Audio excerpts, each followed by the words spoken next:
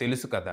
'సిద్దు జొన్నలగడ్డ', 'రాశిఖన్నా', 'శ్రీనిధి శెట్టి' లీడ్స్‌గా 'నీరజ కోన' డైరెక్షన్‌లో వచ్చిన romantic drama ఇది. ఈ సినిమా స్టోరీ ఏంటి? దీని మీద నా ఒపీనియన్ ఏంటనేది ఇప్పుడు తెలుసుకుందాం పదండి. ముందుగా ఈ సినిమా స్టోరీ ఏంటంటే, ఈ సినిమాలో మన హీరో వరుణ్ తన గర్ల్ ఫ్రెండ్ రాగా తన హార్ట్ బ్రేక్ చేసి తనకి బ్రేకప్ చెప్పాక తను హైలీ కాలిక్యులేటెడ్ పర్సన్‌గా మారిపోతాడు. ఇక లైఫ్‌లో ఏ ఎమోషన్ అయినా తన కంట్రోల్‌లోనే ఉండాలి కానీ, అవి తన లైఫ్‌ని డ్రైవ్ చేయకూడదనే నిర్ణయానికొస్తాడు.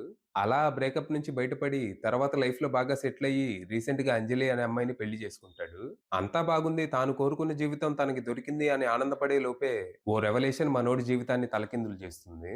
ఇప్పుడు ఏం చేయాలా అని మనోడు ఆలోచనలో ఉండగా అంజలి తీసుకున్న ఓ నిర్ణయంతో తన లైఫ్‌లోకి తన ఎక్స్ గర్ల్ ఫ్రెండ్ అయిన రాగా తిరిగొస్తుంది. మరి తర్వాత ఏం జరిగింది? అంజలి తీసుకున్న నిర్ణయం ఏంటి? అసలు వరుణ్, అంజలిల మ్యారీడ్ లైఫ్‌లో ఏం జరిగింది? రాగా మనోడి జీవితంలోకి మళ్ళీ ఎందుకు తిరిగొచ్చింది? ఇంతకీ వీళ్ళిద్దరి మధ్య ఏం జరిగింది? వీళ్ళిద్దరూ ఎందుకు విడిపోవాల్సొచ్చింది? చివరికి అంజలి తీసుకున్న నిర్ణయం వీళ్ళ ముగ్గురి జీవితాల్ని ఎలా ప్రభావితం చేసిందనేది మీరు సినిమా చూసి తెలుసుకోవాలి. ఇక ఈ సినిమా పర్లేదు. సెకండ్ హాఫ్ కొంచెం పడుతూ, లేస్తూ అసలు కథ ఎటుబోతుందో అర్థం కానట్టు సాగినా మోస్ట్‌లీ ఎంగేజింగ్‌గానే అనిపించింది. దర్శకురాలు 'నీరజ కోన' తన డెబ్యూ సినిమాతో సేఫ్ గేమ్ ఆడకుండా ఒక సెన్సిటివ్ సబ్జెక్ట్‌ని కొంచెం బోల్డ్‌గా చెప్పే ప్రయత్నం చేయటం మెచ్చుకోదగ్గ విషయమే. కాకపోతే హీరో క్యారెక్టర్‌తో పాటు హీరోయిన్ క్యారెక్టర్‌లని అంతే బలంగా రాసుకొని సెకండ్ హాఫ్ స్క్రీన్ ప్లేని ఇంకా బెటర్‌గా స్ట్రాంగ్ ఎమోషన్స్‌తో నడిపించుంటే బావుండేది. సినిమా ఫస్ట్ హాఫ్ చాలా బావుంది. ఇక్కడ హీరో క్యారెక్టర్‌ని, తన ఫిలాసఫీని చాలా బలంగా ఎస్టాబ్లిష్ చేస్తారు. తను ఇలా ఎందుకు మారాడు అనేది మనకు క్లారిటీ లేకపోయినా, తను చేసే పనులు, ప్రవర్తించే విధానం చాలా ఇంట్రెస్టింగ్‌గా అనిపిస్తాయి. ఇక ఆ తర్వాత ఎక్కువ లేట్ చేయకుండా కథలో కాన్ఫ్లిక్ట్‌ని, ఆ వెంటనే ఓ ట్విస్ట్‌ని రివీల్ చేసి సినిమాని ఆసక్తికరంగా మార్చేస్తారు. మధ్య మధ్యలో హీరో ఫ్లాష్ బ్యాక్‌ని కొద్ది కొద్దిగా చూపిస్తూ తన గురించి క్లారిటీ ఇచ్చే ప్రయత్నం చేస్తారు. ఇక ఇంటర్వెల్ బ్లాక్ ఇంప్రెసివ్‌గా ఉంటూ సెకండ్ హాఫ్ మీద అంచనాలు పెంచుతది.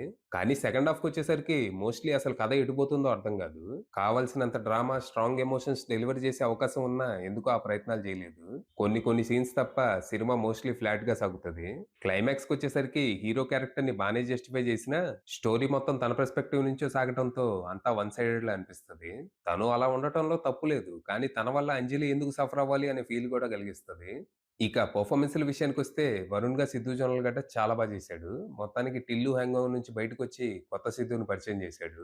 తన డైలాగ్ డెలివరీ, కామెడీ టైమింగ్ అన్నీ ఎఫర్ట్‌లెస్‌గా అనిపిస్తాయి. స్టార్టింగ్ నుంచి ఎండింగ్ వరకు సినిమాని తనే క్యారీ చేశాడు. ఇక అంజలిగా 'రాశి' కన్నా మంచి పెర్ఫార్మన్సే డెలివర్ చేసినా, ఆ character lacks depth and emotional nuance. తన రోల్‌లో పొటెన్షియల్ ఉన్నా దాన్ని సరిగ్గా ఎక్స్‌ప్లోర్ చేయకపోవడంతో it's kinda hard to connect with her. ఇక 'రాగా'గా 'శ్రీనిధి శెట్టి' బానే చేసినా, తన క్యారెక్టర్ మాత్రం కొంచెం కన్‌ఫ్యూజింగ్‌గా ఉంటది. తను ఫ్లాష్ బ్యాక్‌లో ఒకలా, ప్రెజెంట్ టైమ్‌లో మరోలా ఉంటది. ఆ మార్పుకి కారణం ఏంటో మనకు తెలీదు. పీపుల్ కెన్ చేంజ్ అని మనమే అనుకోవాలేమో. Again underwritten and underexplored. ఇక ఫ్రెండ్ క్యారెక్టర్‌లో 'హర్ష' చాలా చేశాడు. హీరో తర్వాత కొద్దో గొప్పో తన క్యారెక్టర్‌నే బాగా డెవలప్ చేశారు. తనకి, సిద్దుకి మధ్య కెమిస్ట్రీ చాలా బాగా కుదిరింది. వీళ్ళిద్దరి మధ్య వచ్చే సీన్స్ హిల్లేరియస్‌గా ఉంటాయి.